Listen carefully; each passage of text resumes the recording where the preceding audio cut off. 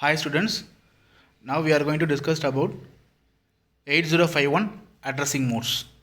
So before seeing about 8051 addressing mode, we will discuss about what is meant by microcontroller and what are the features of microcontroller and what are the advantages of using microcontroller. So microcontrollers, as the name suggests, they are small controllers. A microcontroller has a CPU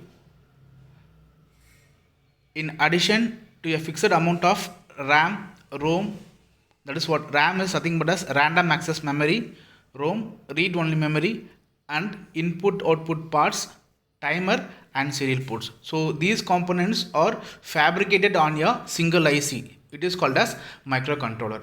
Okay, so kindly clear the concept. A microcontroller has CPU, RAM, ROM, timer, input output ports, serial ports, and interrupt sources. So these components are made on a single IC, that is called as microcontroller.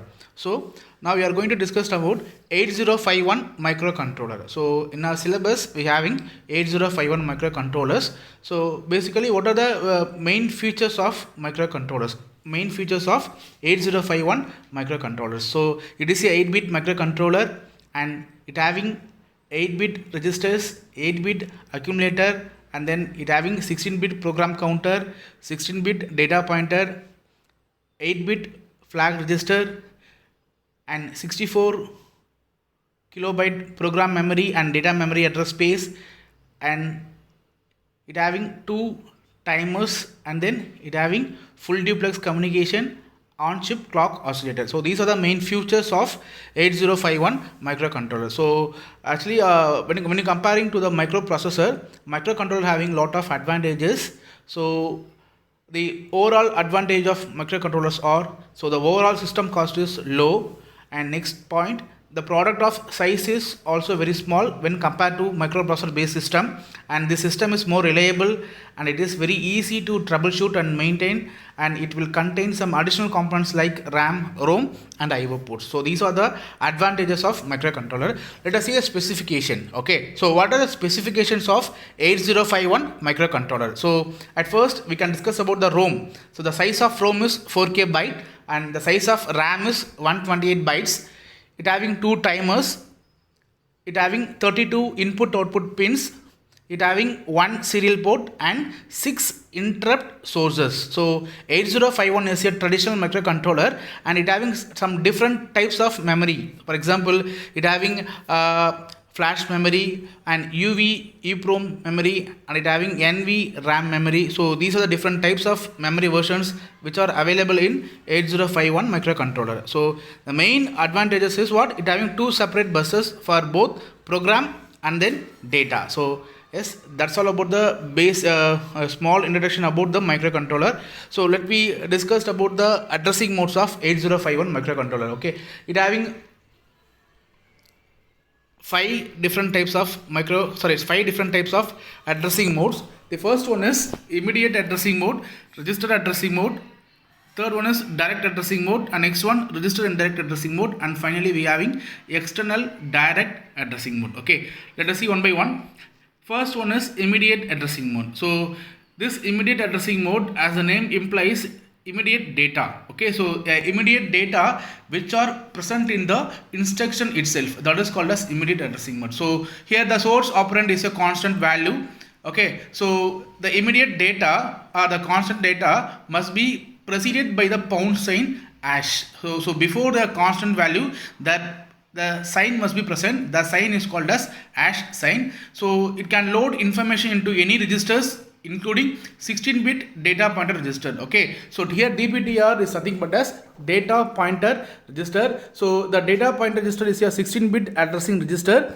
Sometimes we can be used as 2 8-bit register, that is DPH and DPL. Okay, so DPTR can be classified into 2 8-bit register. One is DPH, that is what? Data pointer higher order byte, and DPL, that is data pointer lower order byte. Okay, so here so only I am mentioning that what DPTR can be also accessed as 2 8-bit register, the high byte DPH and low byte DPL. Okay, so So for the definition of immediate addressing mode is what? So a constant value which are specified in the instruction itself, that is called as immediate addressing mode. So let us see the example. See the first example, move a comma hash 25h. Here the 25 is called as the immediate value. So this value must be a 8-bit value. So see, before the constant value there is a sign is present, the hash sign is present. So the comment of this instruction is what? Load 25 into a register. So this instruction belongs to immediate addressing mode. Okay, so that's all about the example. Our next example is what? Move r4 comma 62. So we can move the data, so we can load the data 62 into r4 location. So we having a R0 to R7 register location in 8051 microcontroller, R0 to R7, and see next instruction, move B comma hash 40. So load the value 40 into B register. And next example, move DPTR, that is data pointer comma hash 4521. So 4521 is actually a 16-bit value. We can easily move the 16-bit value into DPTR register. And again, next instruction is what? Move DPL. So move DPL, basically DPL is a 8-bit register. So we can move the 8-bit value into DPL, and again move DPH comma 45. Okay, so that 16-bit value we can be split into two 8-bit value. So 21 and 45, totally 4521. Okay, so that is the example of immediate addressing mode. So for immediate addressing mode, the constant value must be directly specified in the instruction. And one more important point, before the constant value there is a sign must be present. That sign is called as hash sign. And next type addressing mode is register addressing mode. Okay, so as the name says, register addressing mode, the source and the destination operand must be a register. That is called as register addressing mode. So here let us see the example. So see the definition, this addressing mode is used to register to hold the data to be manipulated, and the source and destination register must match in size. It is very important point. So the size of the source operand and the size of the destination operand must match in size. It may be a 8-bit or 16-bit. Okay, so now let's see the example, move a comma or not. So for this instruction, the command is copy the contents of R0 register into a register. So see, a is the destination operand, R0 is the source operand. So both the operands are registered. So it is called as register addressing mode. And next example, move R2 comma A. So it is also what? It copy the contents of A into R2 register. So here check, both the source and destination operand must be a register, and both are the same in size. Okay, so these are the examples of register addressing mode. And coming to the next point, so for example, move DPTR comma A will give an error because DPTR is your 16-bit register and A is your 8-bit register. So there is a mismatch in the size. So if this instruction is executed, means it will give an error. Okay, so next instruction, next example, move DPTR comma 25F5. So here this is a 16-bit value, we can be easily move into a DPTR register. And again move R7 comma DPL. So this one is correct because R7 is a 8-bit register and DPL is also a 8-bit register. That is same as move R6 comma DPH. Okay, so and then one more important point, the movement of data between Rn registers. Okay, for example, just now before I told that, right, it having R0 to R7 register. That is what? R0, R1, R2, R3, R4, R5, R6 and R7. Okay, so here the data, the movement of data between R4 and R7 is your invalid instruction. So only I am mentioning the movement of data registers is not allowed if move R4 comma R7 is invalid. Okay, so this is an important point in register addressing mode. And next type is direct addressing mode. Okay, so here direct addressing mode, here the memory address which will specified directly in the instruction, that is called as direct addressing mode. Okay, so the memory address what is directly specified in the instruction. So in 8051 microcontroller, the size of the RAM memory can be given as 128 byte. So here in this direct addressing mode, it will used to access the RAM locations between 30 to 7F. So here between, so before the memory address there is a sign must be present. sorry, before the memory address there is no hash sign is present, so it is very contrast with immediate addressing mode. There is no hash sign in the operand. So let us see the example. Move R0 comma 40. Here 40 is the memory address, RAM memory address. We can save the memory address in R0 register, and also this next example, move 56 comma A. We can save the content of A in 56. That is what 56 is the RAM memory location. So this is called direct addressing mode. So the definition of direct addressing mode is what? The direct memory address, especially the RAM memory address, which is directly specified in the instruction. And next type is register indirect addressing mode.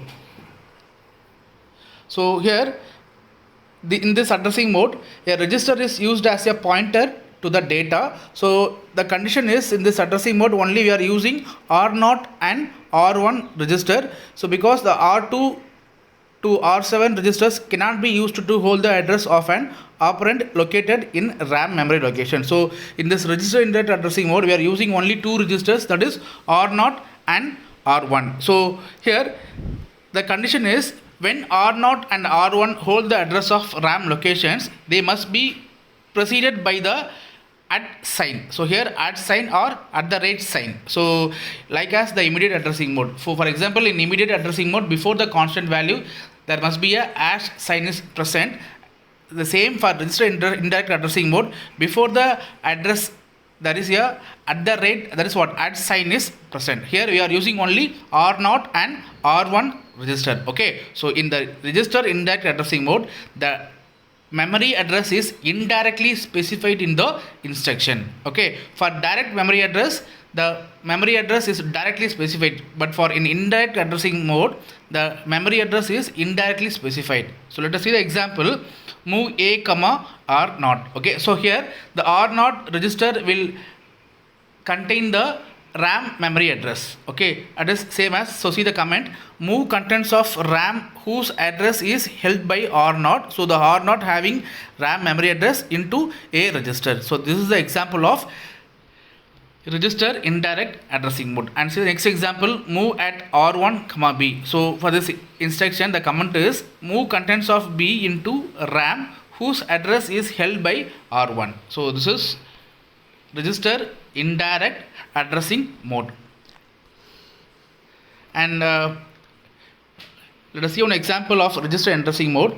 So write a program to copy the value 55 into RAM memory location 40 to 41.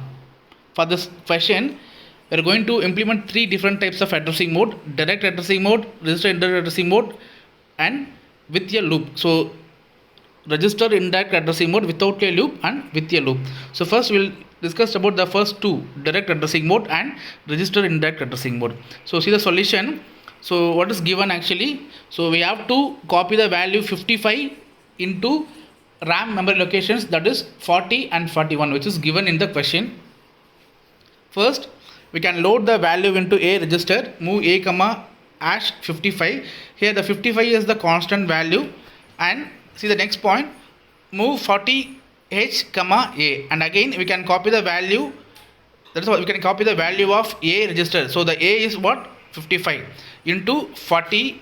40 is the RAM memory location, and again we can copy the value, move 41H comma A. Again we can copy the value of A into RAM location 41. So here this is the first is direct addressing mode, because the memory address which is directly specified in the instruction. Okay, so the memory addresses are 40 and 41. 55 is the value of A, that is what A is the register. So first is over, and see the next one, register indirect addressing mode. Here move A comma 55. Again we can load the value 55 into A register, and move R0 comma hash 40. So for this instruction, the comment is, we can load the pointer, that is what R0 equal to 40. So R0 having the 40 memory address of RAM location, and again we can see move at R0 comma A. So copy the A value into RAM R0. So here INC R0 is nothing but as increment. We have to increment the pointer value. Now after this instruction is executed, now the pointer value R0 is given as 41. Finally, move at R1 comma A. So copy the value A to RAM R0. So that's all about the example of register indirect addressing mode. So the difference between direct and indirect addressing mode is, for in direct addressing mode, the RAM memory address is directly specified. In indirect addressing mode, the memory address is indirectly specified. So that is the example program. And next we can discuss about the register indirect addressing mode. So that is we already discussed, right? So for the advantage of using register indirect addressing mode is what? Here looping is possible, but in direct addressing mode, looping is not possible. And the last type, external direct addressing mode. Okay, so here by using this addressing mode, we can access the external memory. So by using two commands, the two commands can be called as MOVX A comma @dptr. So here MOVX shows the external memory and MOVX @dptr comma A. So by using these two commands, we can access the memory from the external devices or external memory. So that is called as external direct addressing mode. So before accessing the external memory, we can load out the we can load up the value in DPTR, that is data pointer. So data pointer is basically a 16-bit register. So that's all about the addressing modes of 8051 microcontroller. Okay, thank you.